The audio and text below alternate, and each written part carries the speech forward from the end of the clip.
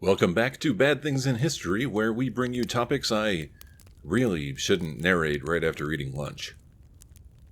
Criminals have existed for all of human history. Until recently, public executions were also a common feature of civilized existence. One popular method for killing the condemned used flames to burn the victim to death. Today we are going to explore the history of executions with fire. The experience of burning. For the unlucky victims that were condemned to die in flames, how did it feel? To a large extent, it depended on how the execution was performed. For instance, if the goal was to torture the criminal for as long as possible, then slow roasting the prisoner's body might be the preferred method. The poor recipients of this fate would scream in agony for hours. Many begged for death long before it arrived. Most people who experienced execution by fire were burned at the stake. If the flames grew quickly and were very intense, then the condemned may not have suffered long. Smoke inhalation usually causes loss of consciousness very quickly. If smoke does not enter the lungs, then the intense heat scorches the windpipe. Either way, victims usually stop breathing long before the fire destroys their body. For those that had the misfortune to be burned on a windy day, the experience was far more painful. If the smoke was blowing away from the victim, then it could take up to 30 minutes to lose consciousness. In the meantime, the condemned was slowly and painfully cooked in the rising flames. When death took a long time to arrive, witnesses would usually be treated to frantic screams of pain. It was an extremely unpleasant experience, more so for the person being burned. As flames begin to spread over a person's body, it first destroys the skin. Once the nerve endings in the skin are gone, then some of the pain will go away. However, fat then begins to swell into the areas where the skin used to be. It soon catches fire and the internal organs begin to cook as well. If the victim can breathe, the pain will continue. Whether it takes a few minutes or hours to kill, fire is effective. It is also easy to create. That's why it has been used for most of human history. Fire in Antiquity. We will never know when people began using fire to kill each other, but almost as soon as writing was discovered, stories of burning victims to death were recorded. Ancient cultures all over the world leveraged the power of fire to kill. The Assyrian Empire controlled most of the Near East between 911 and 609 BCE. Rulers maintained order by ensuring their subjects lived in constant fear. One way they did this was mass executions with fire. Around 859 BCE, King Ashurnasirpal II recorded the following event. I cut off their hands, I burned them with fire, a pile of the living men and of heads over against the city gate I set up. Men I impaled on stakes. The city I destroyed and devastated. I turned it into mounds and ruin heaps. The young men and the maidens in the fire I burned. Hebrew oral traditions were much more specific about the procedure for killing someone. Originally, it was illegal to write down these laws. They were finally converted to written form in the year 70. The Hebrew legal traditions were extremely harsh concerning sexual crimes, such as adultery or incest. Those who committed such acts had to be killed with molten lead. The obligatory procedure for execution by burning, they immersed him in dung up to his knees, rolled a rough cloth into a soft one, and wound it about his neck. One pulled it one way, one the other until he opened his mouth.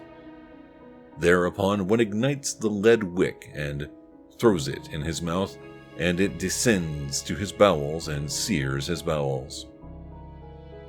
In Rome, Christianity was mostly illegal until the year 313. Christians who refused to renounce their faith were sometimes burned to death. This was done by covering the condemned in a flammable tunic and setting it on fire. A description of the process was given. The Christian, stripped naked, was forced to put on a garment called the tunica molesta, made of papyrus, smeared on both sides with wax, and was then fastened to a high pole, from the top of which they continued to pour down burning pitch and lard. A spike fastened under the chin, preventing the excruciated victim from turning the head to either side so as to escape the liquid fire until the whole body and every part of it was literally clad and cased in flame. When Julius Caesar invaded Gaul, he wrote that Celts in the region also used fire to execute criminals. They would build wicker frames in the shape of a man. The condemned would be placed inside, then the structure would be set on fire. As the Roman Empire collapsed and Europe progressed into the Middle Ages, fire would remain a tempting tool for those in power. Fire in Europe. The Roman Empire fell in the West around the year 476. The Christians that inherited its remains continued using fire to kill. Around the year 600, the Eastern Roman Empire started burning people who were accused of heresy. Anyone who violated the tenets of the Christian faith faced being burned at the stake. Somewhere around the year 1100, the rest of Europe joined in the tradition. Over the next several centuries, thousands of people would be killed for not following Christian law. At least 40,000 were killed after being accused of practicing witchcraft. Numerous others met a gruesome end for more mundane reasons. At times, public sentiment would convince those in power that burning specific groups of people was a good idea. Between 1171 and 1514, Jewish victims were burned at the stake all over Europe. In many cases, the condemned were charged with a crime known as blood libel. Supposedly, Jewish criminals killed Christian boys and used their blood for rituals. One Jewish man who lived in Halle, Germany, found himself accused of various crimes in 1514. He had impersonated a priest, helped steal children for Jewish rituals, and supposedly even poisoned people. For this, he was sentenced to burn to death, but it was done in an unusually cruel manner. The victim was tied to a stake, but in such a way that he could run around it. Then a ring of fire was created in a circle around him. The coals were pushed in slowly until the flames finally enveloped the man. France also turned its wrath on defenseless people. In 1321, the public began to believe that victims of leprosy were poisoning the water. When people got sick, it was taken as proof that the lepers had indeed tried to spread their disease to everyone.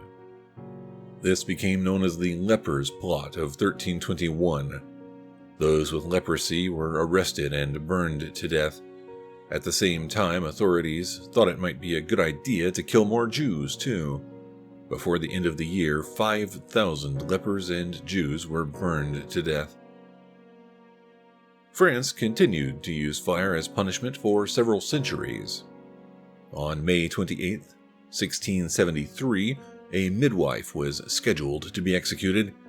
The skeletons of at least 62 infants were found on her property. The hatred for this woman was so great that they created a special type of suffering for her. A gibbet was erected under which a fire was made, and the prisoner being brought to the place of execution was hung up in a large iron cage in which were also placed 16 wild cats, which had been catched in the woods for the purpose. When the heat of the fire became too great to be endured with patience, the cats flew upon the woman as the cause of the intense pain they felt. In about 15 minutes they had pulled out her entrails, though she continued yet alive and sensible, imploring, as the greatest favor, an immediate death from the hands of some charitable spectator. No one, however, dared to afford her the least assistance, and she continued in this wretched situation for the space of 35 minutes, and then expired in unspeakable torture. England also had a proud tradition of burning heretics, but by the 18th century, using fire to kill was less popular. The practice was reserved for special occasions. Usually, only women who committed treason would be burned at the stake. The last person to suffer this fate was a woman named Catherine Hayes. In 1725, Catherine found herself trapped in an abusive marriage. She convinced two men to help kill her husband. The body was cut into several pieces and the head was thrown into a river. The head was found the next day, and soon thereafter, authorities arrested everyone involved with the plot.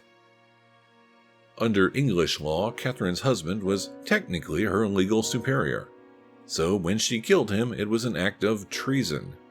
On May 9, 1726, Catherine Hayes was scheduled to die by fire. She was tied to a stake, and a cord was wrapped around her neck. The executioner intended to strangle her to death before the fire reached her body, but it didn't go according to plan. The fuel being placed round her and lighted with a torch, she begged for the sake of Jesus to be strangled first, whereupon the executioner drew tight the halter, but the flame coming to his hand in the space of a second, he let it go, when she gave 3 dreadful shrieks. But the flames taking her on all sides, she was heard no more, and the executioner throwing a piece of timber into the fire, it broke her skull, when her brains came plentifully out, and in about an hour more, she was entirely reduced to ashes. By the end of the 18th century, Europeans had stopped using fire to kill criminals in most cases. In North America, however, burning people to death would take longer to fall out of fashion. Fire in America. Native Americans were using fire to kill each other long before Europeans arrived. Once white settlers arrived, the natives were more than willing to use flames to execute them as well. For the tribes that did use fire, they usually killed victims in the most gruesome manner possible. The person facing death might be slowly roasted for hours or days. Sometimes the natives used hot coals rather than open flames so that specific body parts could be cooked one at a time. European settlers also used fire to execute the condemned. For the most part, the punishment was reserved for African slaves that tried to kill their owners. In Massachusetts, this happened in 1681 and again in 1755. In both cases, the slaves killed their owners and were burned to death for the crime. The most notable event from this time was the New York Slave Revolt of 1712. 23 American slaves decided they weren't going to take it anymore. On April 6, 1712, the group set fire to a building. When white people showed up to fight the flames, the angry slaves attacked them. The slave revolt killed 9 white people and injured another 6. 21 of the slaves who revolted were sentenced to death. One of them was a pregnant woman. All except one died in flames as white residents watched. The last documented execution with fire in North America was in 1830. A slave named Jerry lived in Abbeville, South Carolina. He supposedly raped the wife of his master. For this, he was sentenced to die by being burned at the stake. A minister who witnessed the execution provided the following account. Thousands of men, women, and children, both white and colored, assembled together in an old field to witness the execution of a beastly criminal by burning alive at the stake. The crime cannot with propriety be named. The name and the memory of the criminal ought to be consigned to eternal oblivion. But there sat the prisoner, the waiting, impatient crowd, the immense pile of pitch pine logs and kindling wood scattered round, the sheriff and his posse, the temporary platform for the preacher, for it was determined that the fiendish criminal should hear his own funeral sermon pronounced. As the poor doomed man ascended the pile, he began to pray audibly, and this was kept up continuously during the process of chaining him to the stake, and until the mounting flames deprived him of a wretched life. This was the last execution by fire ever seen in South Carolina. European rulers also burned slaves to death in South America. The practice continued there until 1853. The use of fire to execute criminals fell out of favor almost everywhere by the mid-19th century, but in the modern world, sometimes people are still burned to death for their crimes. Fire in the modern world. Governments no longer use burning to execute criminals, but individuals can make their own decisions, and sometimes they choose to kill with fire. Benjamin B. Ferencz was one of the prosecutors in the Nuremberg trials. It was his job to investigate crimes committed by the Nazis during World War II. In May 1945, he was looking into events that happened at the Ebensee concentration camp. A mob of people who had suffered at this camp found a guard that was trying to escape. They tied him to a metal tray. Then the crowd lit the oven that was previously used to cremate Jewish victims. The mob took turns pushing the guard into the oven, then removing him. He was slowly roasted to death by the former prisoners. Benjamin stated that he was in no position to stop them.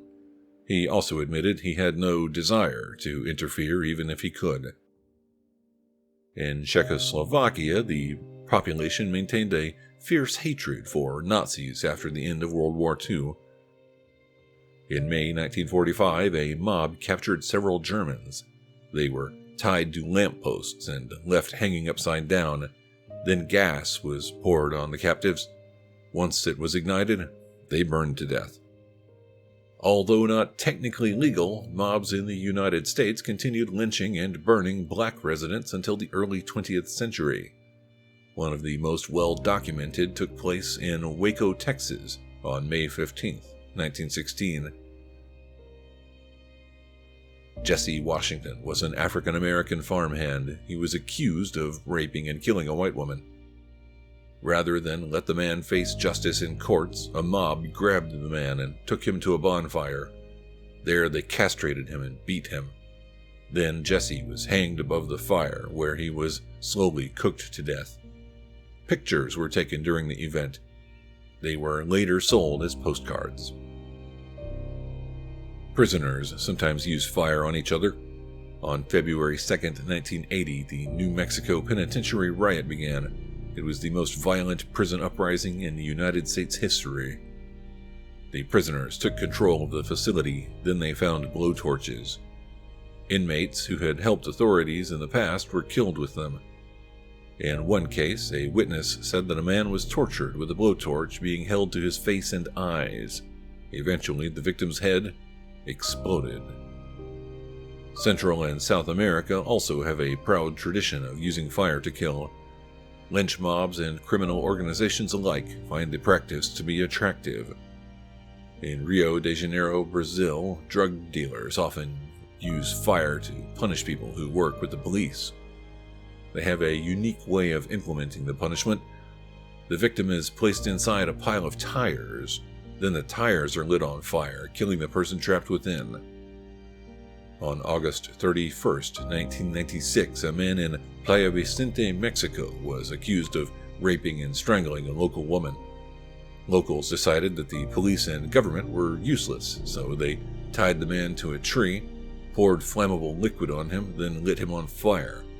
The execution was filmed and was later broadcast on the nightly news. In the modern world, it is rare for anyone to be executed with fire, but it still happens. We have covered a lot in this episode, yet we have barely touched the surface where the history of killing by fire is concerned. What do you think about using fire to execute criminals? Is it a cruel method of punishment that should remain in the past? Or is it a tradition that should be revived in the modern world? You may have noticed that we focused on Western countries in this episode. That's because, for the most part, rulers in the East had different methods for executing criminals. If you want to learn more about those traditions, then you might enjoy a few previous episodes. We have covered some of these details in Execution by Elephant, execution by boiling, and execution by cannon. If you found this episode interesting, please hit the like button. Also, subscribe to our channel if you want to see more in the future. And if you want to be really helpful, then please consider becoming a patron or making a one-time donation.